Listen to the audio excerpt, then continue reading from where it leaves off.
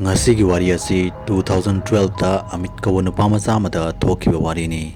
Thaudog asi Amit na Birst Pilani da engineering tamingai da thokiba wari ni. Amit ki college aduda Ahanba chahi oirami. Gandhi Bhavan Hostel da mahakpu room number 138 allot tawrami. Amit ta hostel aduda Ahanba numitagi karigumba nungaitaba thaudog kaya ama thoglaki. Mahakna tumthage hek tawbaga nungtigi mahaki manakongda nupa amana kapagi makhol thaki. Nupa adubu kanagumba mana yamna tamthina phubagumsu tawi. Marak marakta mahaki rumaduda kanagumma changlakpagumsu tawi. Rumadugi khirki mapanda kanagumma leptuna mangunda munna yengduna leipagumsu tawi. Nongma mitna kimanba henmanbadagi mahaki roommate adubu hogdoglaga wari punamag likhi. Adubu mahaki mamanaba aduna mangundadi adumba karimata tawde haina hairaki.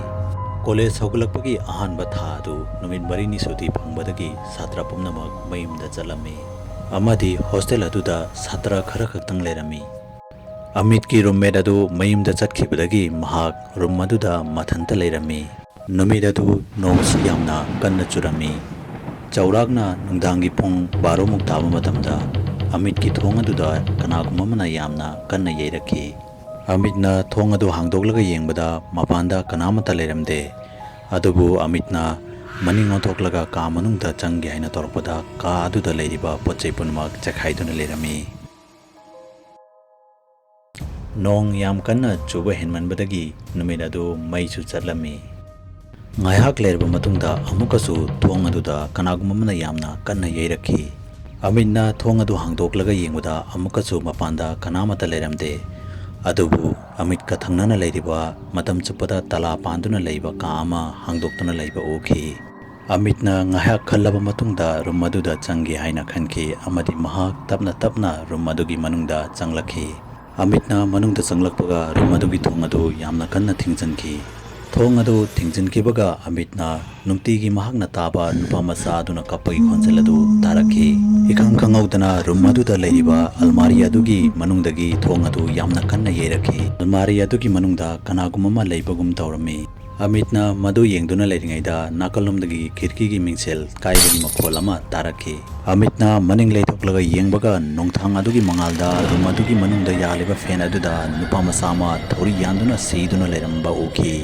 Amitna madu ubada yamna kirami amadi khudakta room adudagi chenthoraktuna guard ki manakta chatuna guard aduda wari pumnamak tamlami.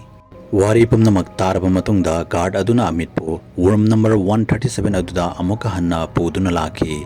Adubu Amitna room adugi thong adu tala panduna leramba oki. Madu ubada Amit pungangakhi. Guard aduna Amitta room asi chahi 35 dagi tala panduna thamkibani haina haikhi. Mahakna Amitta room aduda tala panduna thamkibagi wari aduchu lirakhi.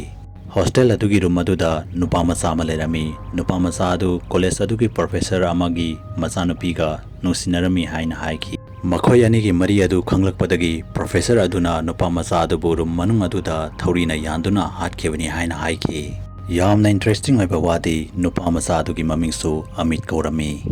Amitna wari adu tabaga yamna ngakhi amadi nunganbaga hostel adu thadoktuna atopa hostel amada hongdokhi. Amitna hostel adu sindokpaga adugumba thogdog adu mahaki mapunsida amuk hanna thokidre.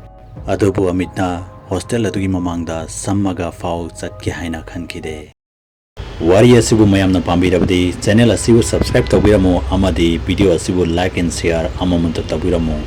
Mathangi video da amuk unarasi haibasiga loinana yengkokpam loyangan bana mayam pamna maktagi kainabagi yathang nizari.